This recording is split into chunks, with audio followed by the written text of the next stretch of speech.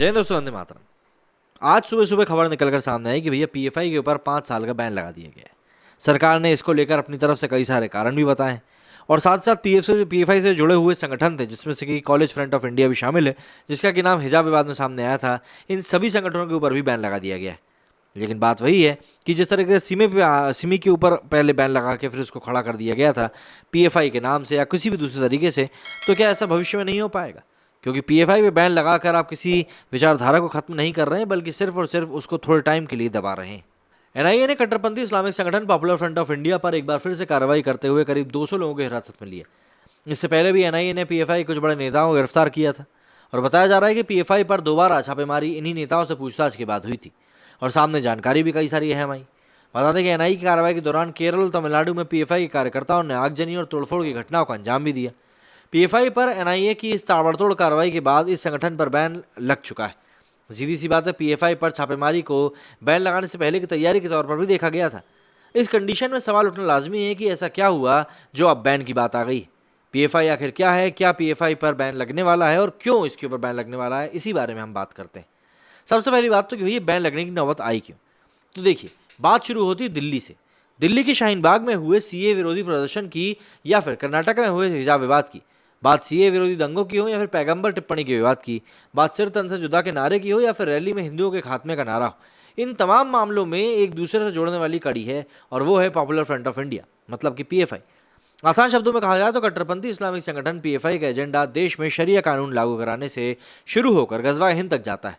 Mission 2047 के एक printed document के जरिए पीएफआई ने बाकायदा इसका रोड मैप तैयार किया हुआ है, जो कुछ समय पहले बिहार में हुई छापेमारी के दौरान सामने आया था। पीएफआई पर धर्मांतरण के लिए मुस्लिम युवकों को पैसा, आवास, रोजगार भी उपलब्ध कराने की बातें का सामने आई हैं।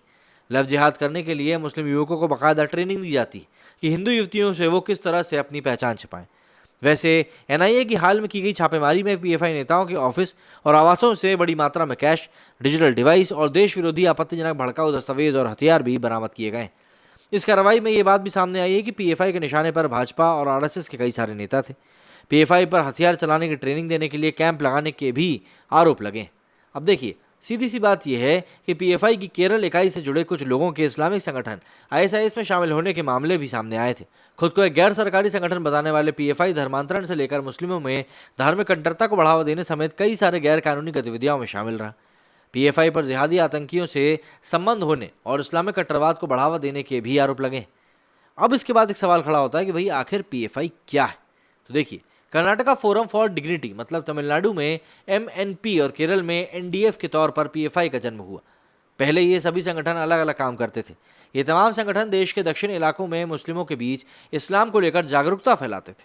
लेकिन साल 2006 में केरल, तमिलनाडु और अन्य राज्यों के कई संगठनों को मिलाकर पीएफआई बना दिया गया। पीएफआई का एक सूत्रीय कार्यक्रम ये था कि उसको भारत में इस्लामिक राज की स्थापना करना है और इन सबके बीच में जो भी बात आती है वो उसका विरोध करते हैं।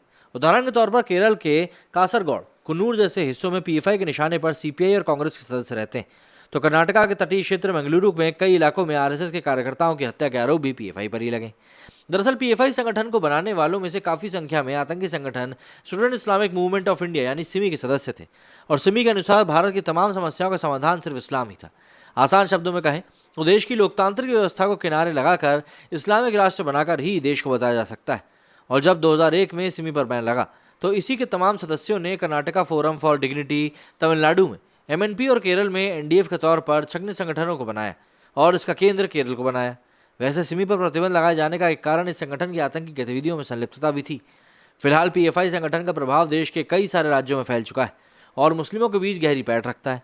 खासकर कि शाहीन बाग जैसे मुस्लिम बहुल इलाके में इस संगठन की मौजूदा पकड़ बहुत ज़्यादा मजबूत है।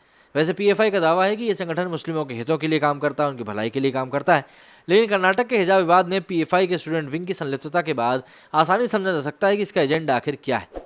माना जा रहा है कि पीएफआई के खिलाफ एनआईए की कार्रवाई संगठन पर बैन लगवाने के लिए ही हुई थी और दावा यह भी किया जा रहा है कि पीएफआई पर बैन लगाने से पहले एनआईए और ईडी आतंकी कनेक्शन से लेकर टेरर फंडिंग तक की जांच कर चुके हैं। धीरे धीरे ही सही ईडी ने पीएफआई की रीढ़ की हड्डी यानी कि आर्थिक फंडिंग पर चोट की है, लेकिन इसका आतंकी या फिर देश विरोधी घटनाओं से संबंध नहीं खोजा जा पा रहा था। दावा किया जा रहा था कि इस कार्रवाई में एनआईए को बड़ी सफलता मिली है वैसे पीएफआई पर बैन लगाने से कुछ हासिल होने वाला नहीं है, क्योंकि जिस तरह से सिमी पर बैन लगाने के बाद इसके सदस्यों ने पीएफआई जैसा संगठन बना लिया था, उसी तरह पीएफआई पर बैन के बाद भी कोई और छोटा मोटा संगठन बन जाएगा। और इसकी सबसे ज़्यादा ज़रूरत है कि भाई इस बार सोच पे चोट करी जाए। अगर आप इस सोच को ख़त्म कर देंगे तो फिर काफ़ी हद तक चीज़ें सुधर जाएंगी, लेकिन जब तक सोच खत्म नहीं होगी तब तक कुछ नहीं होगा। और सोच खत्म होगी सिर्फ और सिर्फ सुविधाएं देके, जो कि मुझे ऐसा लगता है कि माइनॉरिटी होने के नाते काफ़ी ज़्यादा दी जाती है।